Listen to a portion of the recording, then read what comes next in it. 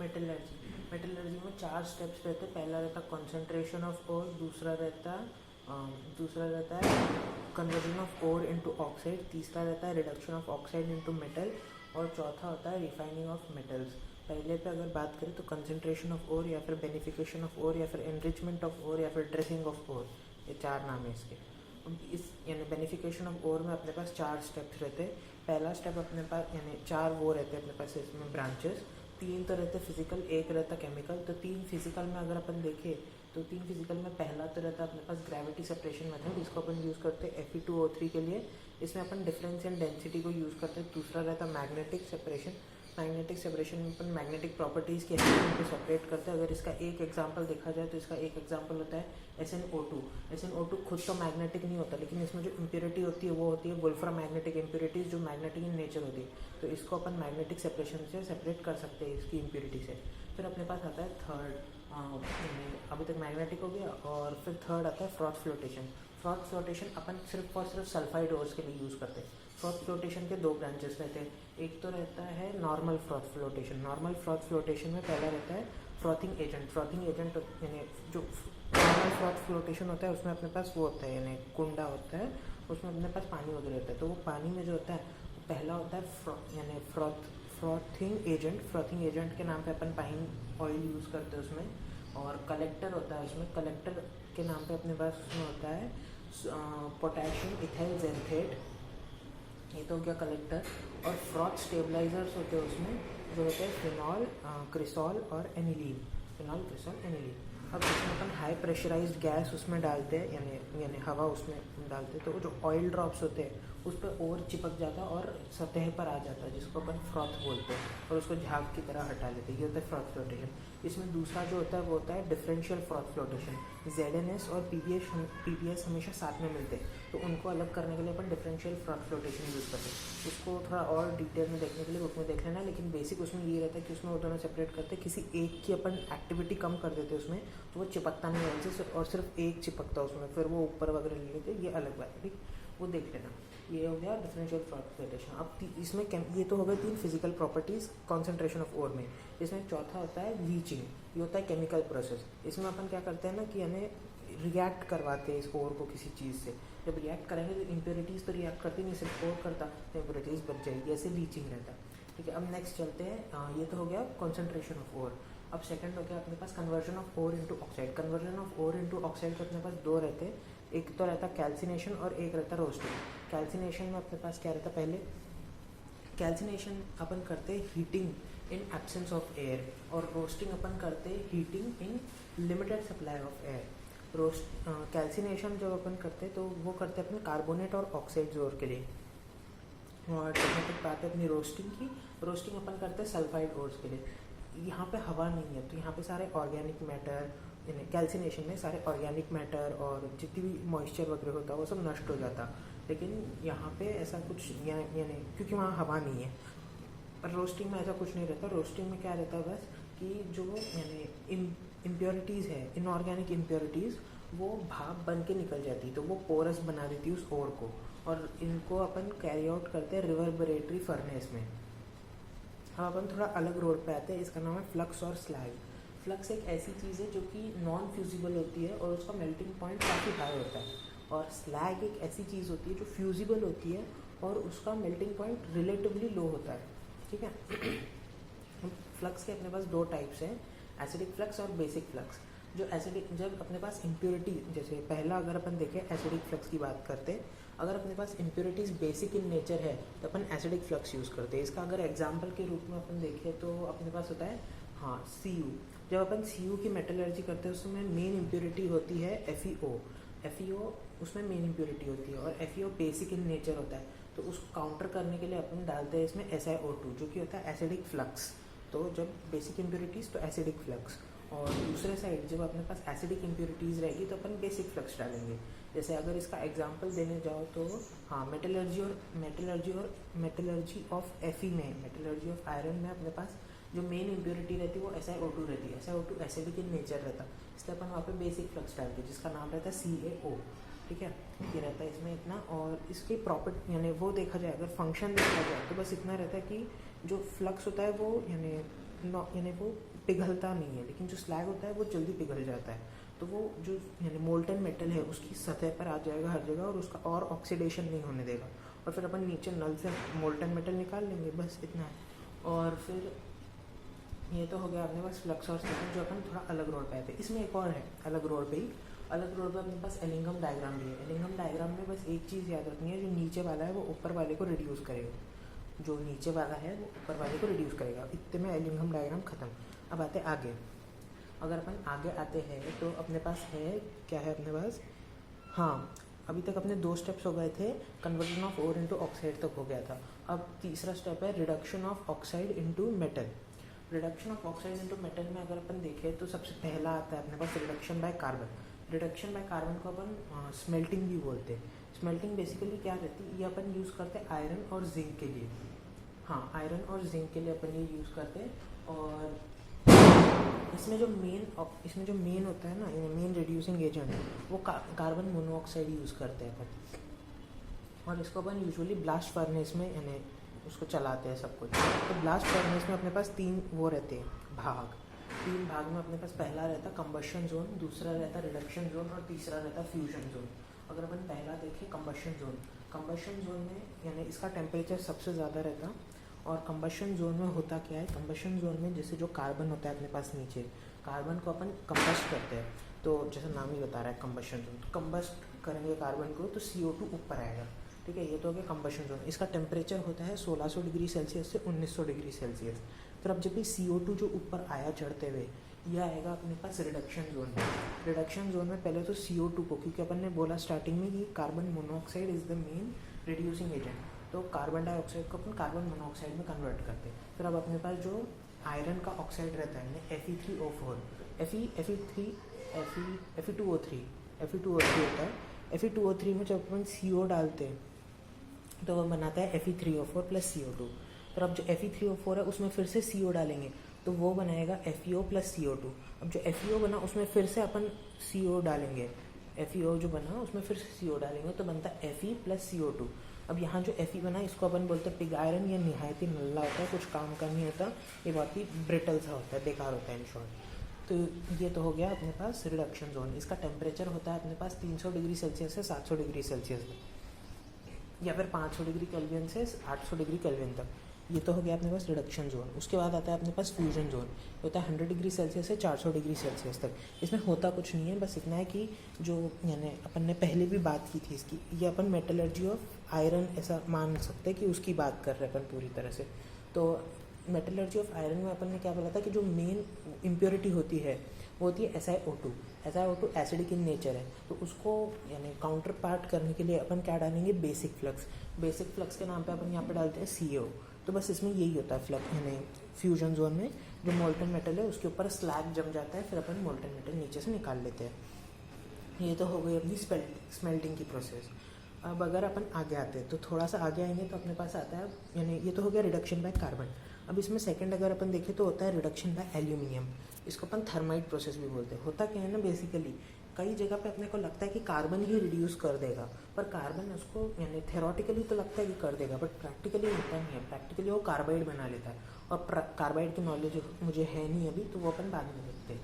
तो कार्बाइड बना लेता है वो, और वो चलता नहीं अपने को तो रिड्यूस करना है ना, तो इसलिए अपन वहाँ पे एल्यूमिनियम यूज़ करते हैं। तो जब अपन पहली बार वहाँ पे एल्यूमिनियम यूज़ करेंगे तो उसके एग्जांपल अगर मैं दूँ तो उसका एग्जांपल क्या है, उसका एग्जांपल है अपने पास क्रोमियम ऑक्साइड Cr2O3 में जब अपन एल्यूमिनियम डालेंगे तो क्या बनेगा, Al2O3 प्लस क्रोमियम आ गया अपने पास। मेटल चाहिए था अपना, यानी काम हो गया। अब बात यह है कि इसमें ना एक यानी थर्मेट प्रोसेस एक बहुत ही मस्त चीज़ है, क्योंकि इसमें हीट यानी एक्सोथर्मिक हीट निकलेगी बहुत सारी, और इतनी एक्सोथर्मिक हीट निकलती है कि इसको अपन उसके लिए यूज़ करते हैं वेल्डिंग प्रोसेस के लिए। ठीक है, इसमें अगर एक और एग्जांपल देखा जाए तो Mn3O4 होता है। Mn3O4 में जब अपन एल्यूमिनियम डालते हैं तो Mn3O4 अपने को क्या बना के देता है, Mn3O4 से बनता है फिर से Al2O3 और Mn निकल जाता। तो ये तो हो गया रिडक्शन बाय एल्यूमिनियम। अब अगर अपन इस पे आए नेक्स्ट अगले वाले पे थर्ड है। अब आता है रिडक्शन बाय मैग्नीशियम। इसको अपन बोलते हैं क्रोल्स प्रोसेस। इसमें कुछ नहीं, बस एक एग्जांपल है इसमें मेरे पास। तो TiCl4 जो होता है, हाँ एम्बुलेंस की आवाज़ आ रही है थोड़ी, जो TiCl4 होता है अपने पास, बहुत ज़्यादा आ रही है एम्बुलेंस की आवाज़, बहुत ज़्यादा आ रही है। हाँ, तो जो अपने पास TiCl4 होता है, टाइटेनियम क्लोराइड, उसमें जब अपन मैग्नीशियम डालते हैं तो उसमें होता क्या है ना कि यानी Ti तो अलग हो जाता है और मैग्नीशियम क्लोराइड मिल जाता है MgCl2, बस यही होता है। फिर अब ये तो हो गया ये वाला। अब इसके बाद नेक्स्ट यानी फोर्थ वाला जो प्रोसेस है अपने पास रिडक्शन के लिए, वो है अपने पास सेल्फ रिडक्शन, या फिर मेरी भाषा में इसे बोले तो होम स्वीट एलाबामा प्रोसेस। इसमें क्या होता है ना, वो खुद ही खुद को रिड्यूस कर देता है। जैसे एग्जांपल ही है इसके पास, तो इसके लिए तो अपने पास जैसे पहला एग्जांपल अगर अपन देखें तो पहला एग्जांपल क्या है, हाँ CO2s में जब अपन ऑक्सीजन यानी ऑक्सीजन के साथ रिएक्ट करेंगे तो बनता है CO2O। अब यहाँ पे CO2O बना ना, वो CO2s के साथ ही रिएक्ट कर देता है। जैसे CO2s प्लस CO2O ये अपने को दे देता है Cu, जो अपना काम तो हो गया, Cu मिल गया। और इसमें अगर एक और एग्जांपल देखा जाए तो PbS को जब O2 के साथ रिएक्ट कराते तो PbO देता, और PbO को जब PbS के साथ रिएक्ट कराएंगे फिर से तो वो Pb दे देगा। तो अपना यहाँ भी काम हो गया। इसके बाद ये तो हो गया सेल्फ रिडक्शन के बाद आता है इलेक्ट्रोलाइटिक रिडक्शन। इलेक्ट्रोलाइटिक रिडक्शन अपन यूज़ करते हैं एल्कली अर्थ मेटल्स के लिए, एल्कली मेटल्स के लिए और एल्यूमिनियम के लिए। इसमें कुछ नहीं होता, बस इलेक्ट्रिसिटी यूज़ होती, और जो एनोड है, एनोड पे ऑक्सीडेशन होगा तो वहाँ पे Cl यानी Cl- जो है वो Cl2 में कन्वर्ट हो जाता है और Cl2 गैस निकल जाएगी। और जो कैथोड है वहाँ पे Na एक इलेक्ट्रॉन लेके Na सॉलिड बना लेगा। ये होता है इलेक्ट्रोलाइटिक रिडक्शन। इसमें बस इतना याद रखना है कि ये यूज़ होता है यानी एल्कली मेटल्स के लिए, एल्कली अर्थ मेटल्स के लिए और एल्यूमिनियम के लिए इलेक्ट्रोलाइटिक रिडक्शन।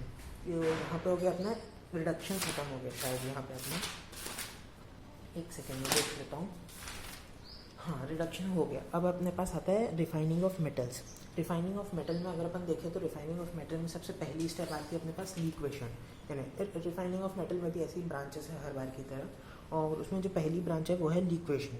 लिक्वेशन में अपन क्या बोलते हैं ना कि लिक्वेशन अपन करते हैं, हाँ जिंक के लिए नहीं, लिक्वेशन अपन करते हैं टिन के लिए और लेड के लिए, Sn और Pb के लिए करते हैं लिक्वेशन।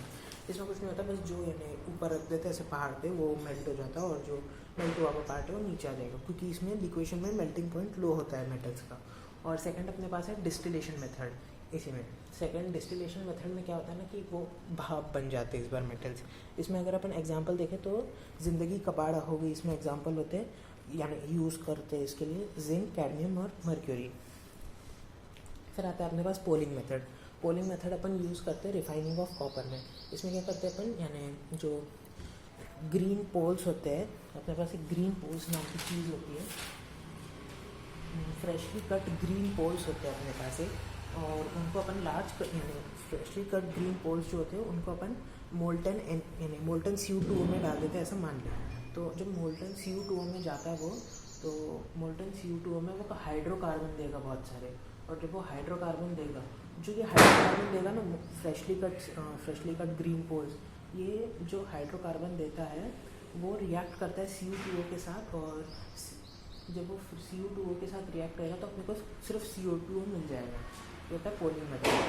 अब पोलिंग मेथड के बाद अपने पास कौन सी मेथड है, ये तो हो गई पोलिंग मेथड। अब अपने पास है शायद, हाँ, पायरोमेटलर्जिकल प्रोसेस, ऐसा ही कुछ है। हाँ, इसमें अपने पास क्या है, क्यूपिलेशन और बेसिमराइजेशन, दोनों सेम ही चीज़ है, बस एग्जाम्पल अलग अलग है। जैसे क्यूपिलेशन अपन किस चीज़ के लिए यूज़ करते हैं, इसमें होता क्या है बेसिकली, यानी पायरोमेटलर्जिकल प्रोसेसेस, इसमें होता ही है ना कि जो यानी अपने पास ओर होता है, अपने पास ऑक्साइड वगैरह होता है, तो उसमें जो इम्प्योरिटीज़ होती है ना, अपन उसमें एयर ब्लास्ट करते हैं यानी पूरे ओर, तो जो इम्प्योरिटीज़ होती है वो ऑक्सीडाइज हो जाती है और निकल जाती है। तो इसमें अपने पास पहली अगर अपन देखा जाए तो जो क्यूपिलेशन है उसमें सिल्वर और गोल्ड में अपने पास लेड की इम्प्योरिटी होती है, तो वो बन के निकल जाती है। और जो दूसरी होती है बेसिमराइजेशन, उसमें भी सेम ऐसा ही कुछ होता है, लेकिन उसमें वो होता है अपना कॉपर होता है। कॉपर में अपन ने देखा था कि जो मेन इम्प्योरिटी होती है वो होती है FeO। एक्चुअली FeO नहीं होती, Fe होती है, सिर्फ Fe। तो जब कॉपर में मेन इम्प्योरिटी Fe है तो Fe कन्वर्ट हो जाती है FeO में, और वो चले जाते यानी FeO बन जाती है, फिर अपन उसमें फ्लक्स वगैरह ऐड करते हैं, वो सब अपन पहले देख चुके हैं। तो ये हो गया पायरोमेटलर्जिकल प्रोसेस। अब अपन इसमें यानी पायरोमेटलर्जिकल रिफाइनिंग। अब नेक्स्ट अगर अपन देखें तो इसमें आती है इलेक्ट्रो, थोड़ा टाइम ज़्यादा हो गया पर ठीक है कोई बात नहीं। इसमें नेक्स्ट क्या आती है, नेक्स्ट आती है इलेक्ट्रोलाइटिक रिफाइनिंग।